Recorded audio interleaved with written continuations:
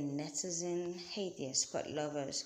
Welcome to another episode of News Analysis. Guess what? Eberechi easy, Martin Odegaard, or both? What does Mikel Arteta do with his Arsenal attack? This is a question I want to just quickly throw to you guys. If you were to pick, or who do you actually think Mikel Arteta would actually pick? When you have too many stars in a place, sometimes I think it's a problem altogether.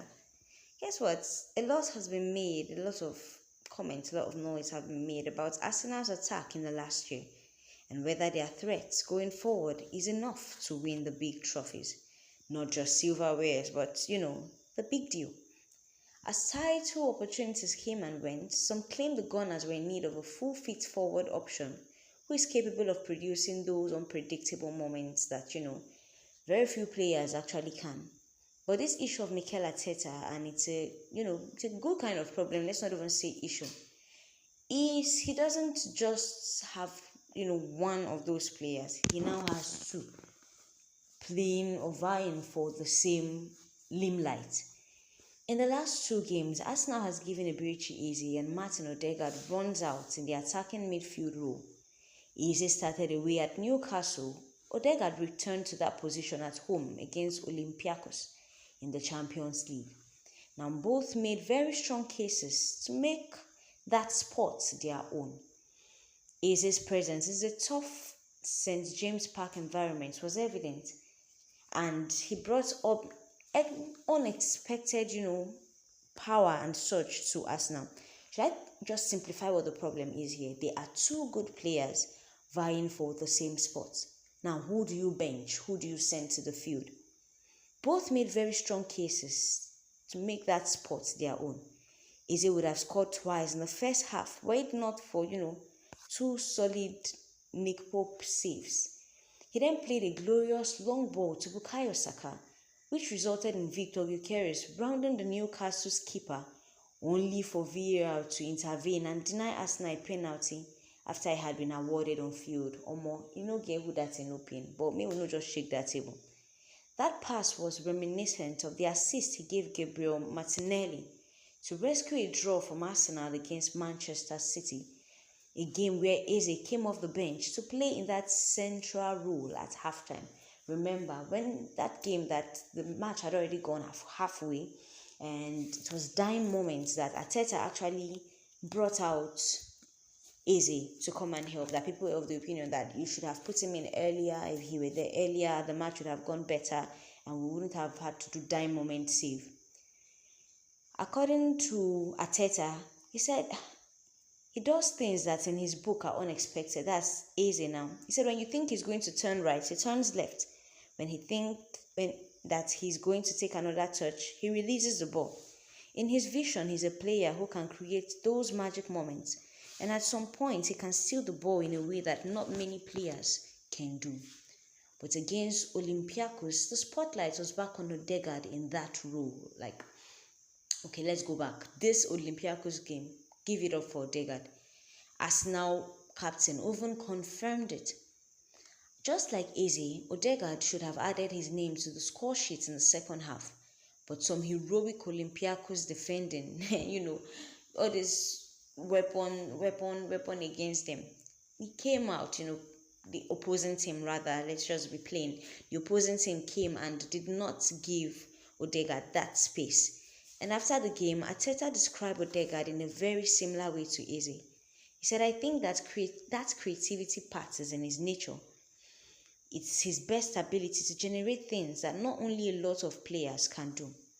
One of the noticeable themes between these two people is that Eze may have influenced Odegaard's game, especially with his, shoot on sight policy. They don't delay. If it's these two people, they don't delay.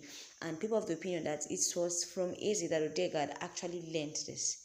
But you see, one of the complaints about Odegaard over the past 2 years has been his lack of desire to shoot from the edge of the box and take too many touches.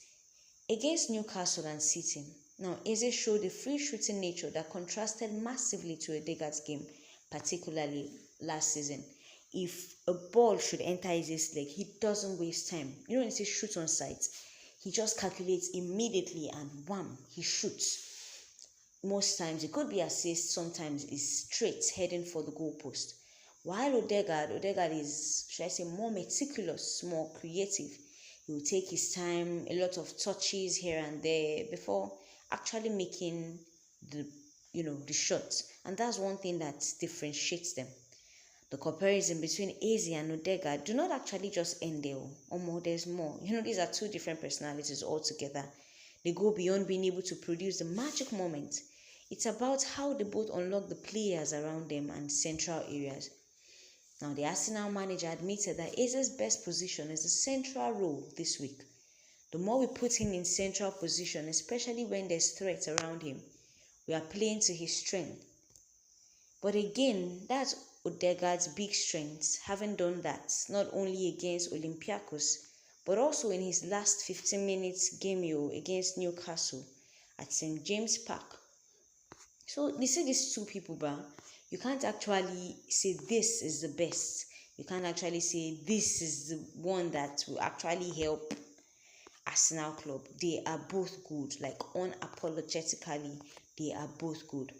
Some people said Arsenal has issues with forward. Some people said definitely they cannot actually do better. Definitely, people will have their own opinion. People will have their own side to pick. But these are two different personalities, each vying for the same role or seeking for the same spotlight. And they are good in their own way. I feel like even at this point, their manager cannot even pick which he would prefer. Because there are some times when you need that fire and that energy, and that's where you have Eze.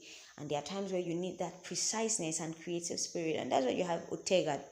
And both are valuable to this club, both are valuable to Arsenal. I feel like it still boils down to the manager and the head coach to understand these people's talent, know where to place them on the field, and how best to use this talent. What do you think? If you were to pick, if imagine you were Arteta right now, and you were to pick between Eze and Odegaard, who would you pick? Who would you say this person should be benched in this match, and this person should be on the field in the following match? Let's hear from you in the comments section.